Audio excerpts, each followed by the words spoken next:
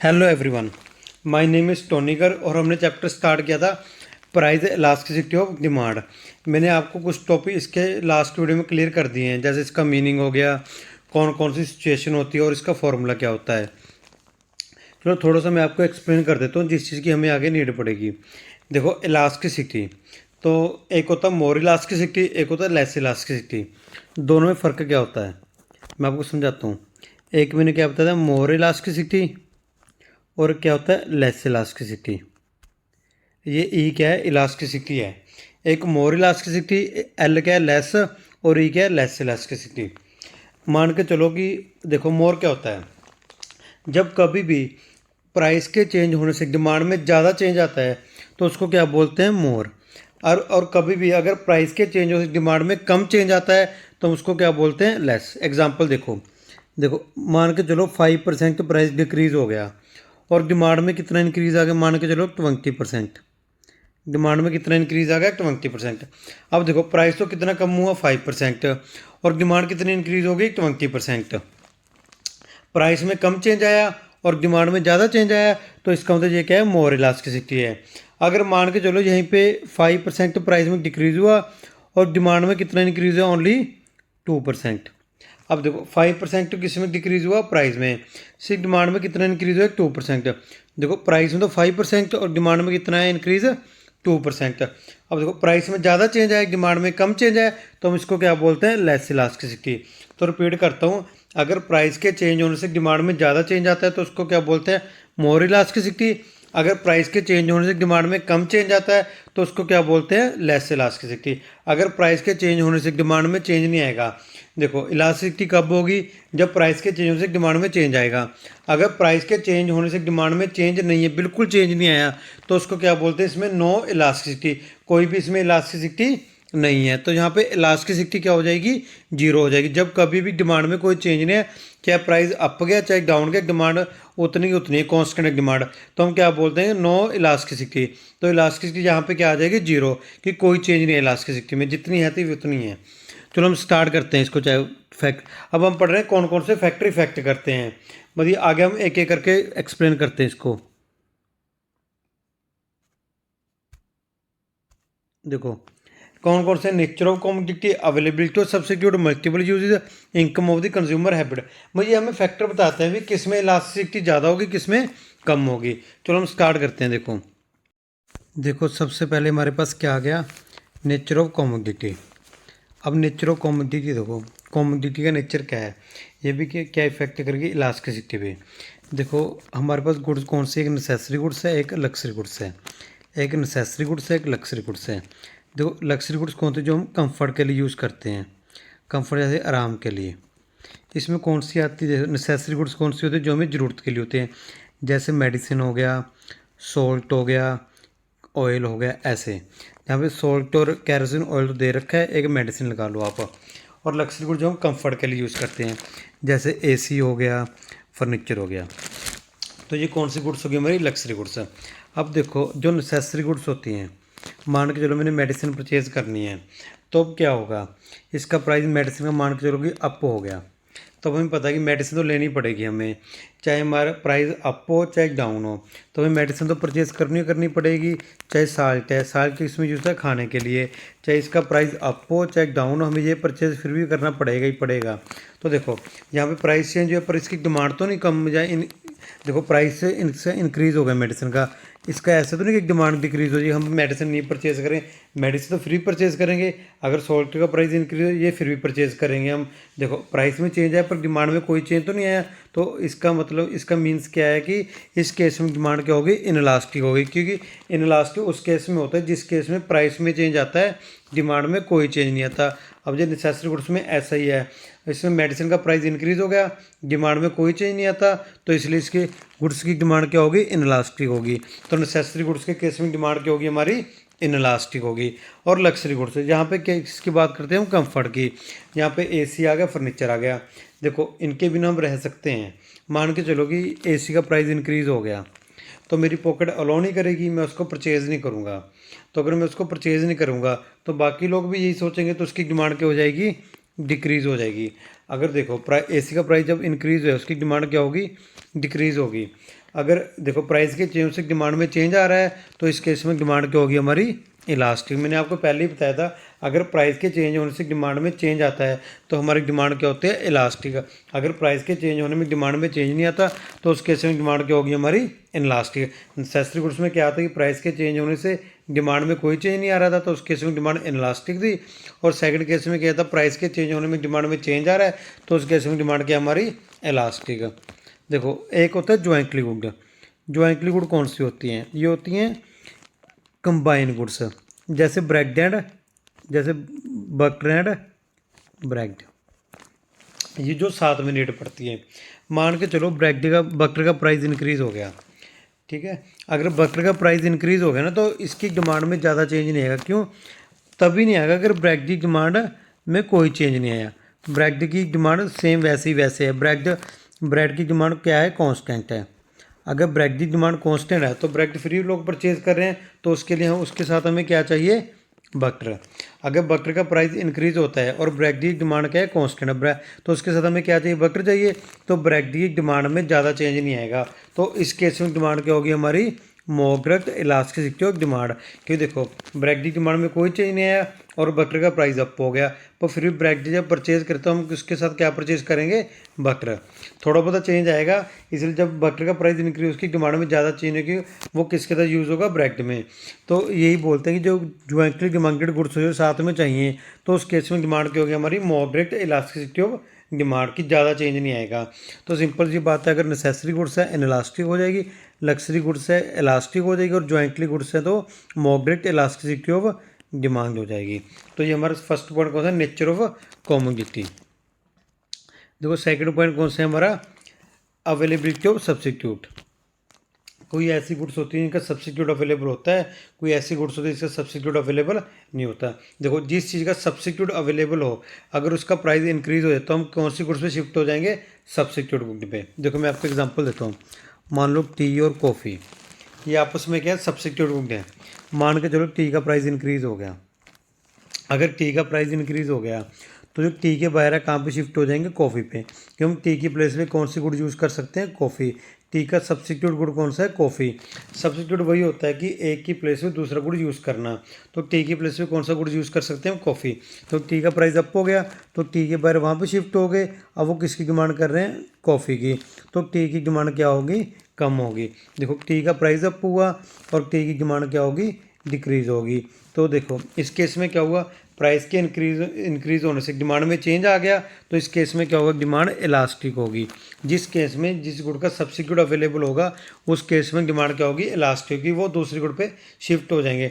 अगर मान के लो कोई ऐसी गुड है, मान के चलो एक्स गुड है, इसका कोई सब्सिट्यूट अवेलेबल नहीं है हमारे पास, तो ये हमें परचेज करनी पड़ेगी, चाहे इसका प्राइस अप हो चाहे डाउन हो, चाहे डिक्रीज़ हो चाहे इंक्रीज़ हो। तो इस केस में डिमांड में कोई चेंज नहीं आएगा तो इस केस में डिमांड क्या हो जाएगी हमारी, इनलास्टिक। तो इस केस में डिमांड कौन सी हो जाएगी हमारी, इनलास्टिक। यहाँ पे लिखा हुआ goods like cigarette without close substitute have inelastic demand. तो ये हमारा सेकंड पॉइंट हो गया। थर्ड में क्या है, मल्टीपल यूजेज। अब मल्टीपल यूजेज में आपको इसमें मिल्क के एग्जांपल दिए, मैं आपको इलेक्ट्रिसिटी एग्जांपल देता हूँ। देखो इलेक्ट्रिसिटी है, ये हमें काफ़ी चीज़ों के लिए यूज़ करते हैं। जैसे हम मान के चलो एसी के लिए यूज़ करेंगे, एसी चलाने के लिए, फ्रिज के लिए यूज़ कर लेंगे, लाइटनिंग के लिए यूज़ कर लेंगे। तो इन चीज़ों के लिए यूज़ करते हैं। और भी काफ़ी चीज़ों के लिए यूज़ होता है, ये टोस्टर वगैरह ये चीज़ें होती हैं। मान के जो इलेक्ट्रिसिटी का प्राइस अप हो गया, अगर इलेक्ट्रिसिटी अप हो गया तो हम एसी के लिए बिल्कुल कम यूज़ करेंगे क्योंकि हमें पता है कि बिल ज़्यादा आएगा। फ्रिज के लिए कम यूज़ करेंगे हम, मोस्टली हमें लाइटनिंग ज़रूरी है तो इसके लिए थोड़ा बहुत ज़्यादा यूज़ कर लेंगे। देखो ये तो उतनी यूज़ करेंगे, थोड़ा बहुत डिक्रीज़ करेंगे। देखो इलेक्ट्रिसिटी अब इसका प्राइस बढ़ गया, इसके काफ़ी यूजेस थे तो इसका जो यूजेस काफ़ी थे इसके उसको हम रिस्ट्रिक्टेड कर देंगे। रिस्ट्रिक्टेड का मतलब क्या है कि हम इसको सिर्फ इम्पोर्टेंट थिंग के लिए यूज़ करेंगे ताकि हमें क्या देखो अगर हम सभी के लिए फिर भी उतने यूज़ करेंगे तो कॉस्ट क्या हो जाएगी, इंक्रीज़ हो जाएगी। तो इसलिए हम इसका सिर्फ रिस्ट्रिक्टेड चीज़ों के लिए यूज़ करेंगे। जैसे लाइटनिंग है, हम नॉर्मल इसके लिए यूज़ करेंगे, इसको एसी के लिए बिल्कुल कम कर देंगे। हमें पता है कि एसी ज़्यादा इलेक्ट्रिसिटी कंज्यूम करेगा तो हमने बिल्कुल कम कर दी एसी के लिए, फ्रिज के लिए कम कर दी। तो देखो अब इसका प्राइस अप हुआ इलेक्ट्रिसिटी का तो इसकी डिमांड क्या होगी, डिक्रीज़ होगी। तो अगर प्राइस के चेंज होने से डिमांड में चेंज आता है तो डिमांड क्या होती है, इलास्टिक। तो जब कभी भी कोई ऐसी गुड होगी जिसके मल्टीपल यूजेज होंगे, तो अगर उसकी डिमांड, अगर उसका प्राइस चेंज होता है तो उसकी डिमांड में क्या होता है, ज़्यादा चेंज आता है। तो उस केस में डिमांड क्या बन जाएगी हमारी, इलास्टिक। तो मल्टीपल यूजेज में डिमांड क्या होती है, elastic. Income of the consumer, देखो दो तरह कंज्यूमर होते हैं, एक होते हैं high level, high level consumer, मतलब हाई इनकम लेवल, जिनकी इनकम क्या होती है, बहुत ज़्यादा होती है। एक होते हैं low income level.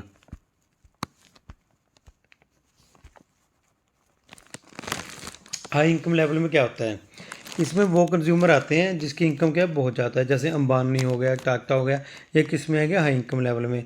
Low income level में पुअर पीपल आ गए, जब मिडिल क्लास है, जिनकी इनकम क्या होती है, कम होती है।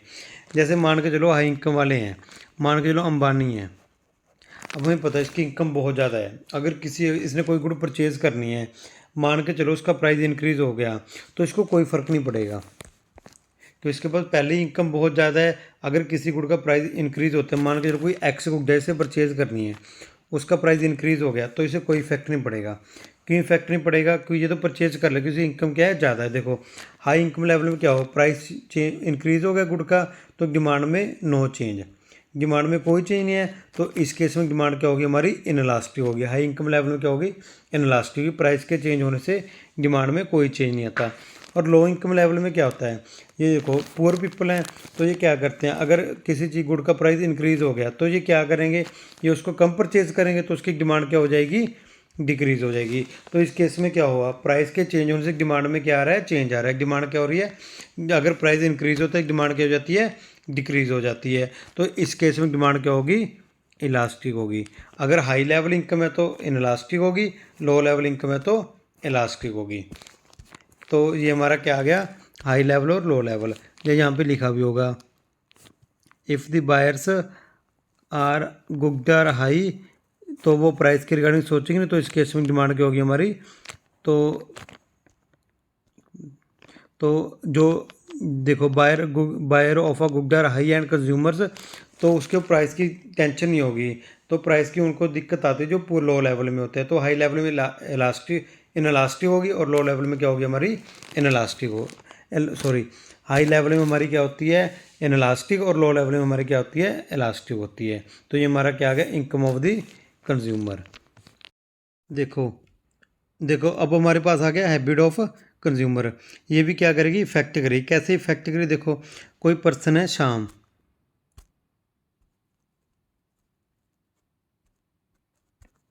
उसको ना स्मोकिंग करने की हैबिट है, भाई सिगरेट वगैरह की।